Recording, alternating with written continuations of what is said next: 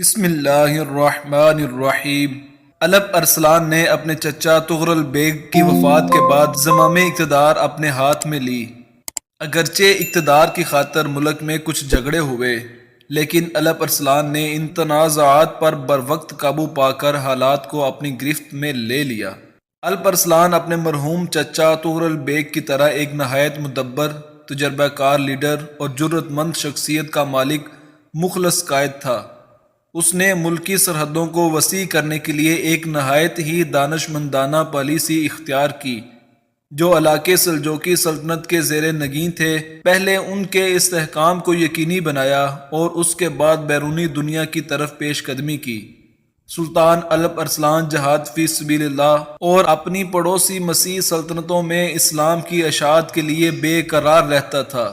اس کی ہمیشہ سے یہ کوشش رہی کہ آرمین اور روم کے علاقے اسلامی قلم رو میں شامل ہوں۔ الپ ارسلان اپنی مملکت کی سرحدوں کو وسیع کرنے سے پہلے 7 سال کے عرصے تک اپنی مملکت کے دور دراز علاقوں کے حالات کا جائزہ لیتا رہا، اور جب ان علاقوں میں امن و امان کی صورتحال سے مطمئن ہو گیا تو اپنے عظیم مقاصد کو پایہ تکمیل تک پہنچانے کے لیے پلاننگ شروع کر دی۔ ان کے سامنے اب ایک ہی ہدف تھا: سلجوقی سلطنت کے پڑوس میں واقع مسیح علاقوں کو فتح کرنا، فاطمی دولت کے اقتدار کو ختم کرنا اور تمام اسلامی دنیا کو عباسی خلفاء اور سلجوقی اقتدار کے جھنڈے کے نیچے متحد کرنا۔ الپ ارسلان نے اپنے منصوبے کو عملی جامہ پہنانے کے لیے ایک بہت بڑا لشکر تیار کیا اور اس لشکر کی قیادت کرتا ہوا آرمن اور جارجیا کی طرف روانہ ہوا۔ یہ علاقے بہت جلد ان کے ہاتھوں فتح ہوئے۔ الپ ارسلان آگے بڑھا اور شام کے شمالی علاقے پر یوش کی۔ حلب میں مرداسی حاکم تھا۔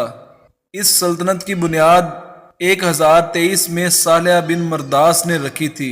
الپ ارسلان نے مرداسی سلطنت کا محاصرہ کر لیا اور اس سلطنت کے فرما روا محمد بن صالح بن مرداس کو مجبور کیا کہ وہ مصر کے فاطمی خلیفہ کی بجائے عباسی خلیفہ کی حکومت کو تسلیم کرے اور لوگوں کو اس حکومت کے احکامات کا پابند کرے۔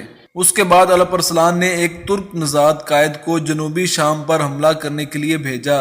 اس نے فاطمیوں سے رحلہ اور بیت المقدس چھین لیے، لیکن اسقلان پر قبضہ نہ ہو سکا، جسے مصری حدود میں داخلے کے لیے ایک بہت بڑے دروازے کی حیثیت حاصل تھی۔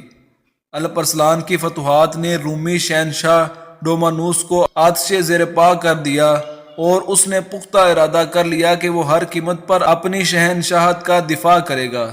اس مقصد کی خاطر اس نے اپنی پوری فوج سلجوکیوں کے خلاف جنگ میں جھونک دی۔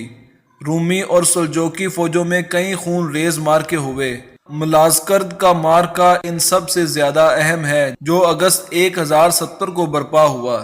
ابن کثیر لکھتے ہیں کہ اس مارکے میں روم کا بادشاہ ڈومانوس پہاڑ کی مانند لشکروں کو لے کر روانہ ہوا۔ ان لشکروں میں روم، روس، برطانیہ اور کئی دوسرے ملکوں کے سپاہی شریک تھے۔ ڈومانوس کی جنگی تیاریاں بھی خوب تھی۔ الپ ارسلان کا ایک مختصر سے لشکر، جس کی تعداد 15,000 سے زیادہ نہیں تھی، کی مدد سے شہنشاہ روم ڈومانوس کے 1,00,000 سپاہیوں پر مشتمل بہت بڑے لشکر کو شکست فاش سے دوچار کرنا کوئی معمولی واقعہ نہیں تھا۔ اس واقعے نے رومیوں کی کمر توڑ دی۔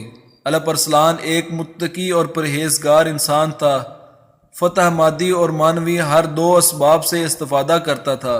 اسلام کا یہ طبل جلیل اور عظیم سپہ سالار ایک باغی کے ہاتھوں شہید ہوا۔ اس باغی کا نام یوسف خوارزمی تھا۔ آپ کا سن وصال 1072 ہے۔ آپ مروکہ شہر میں اپنے باپ کے پہلو میں دفن ہوئے اور ملک شاہ کو اپنے پیچھے جانشین چھوڑا۔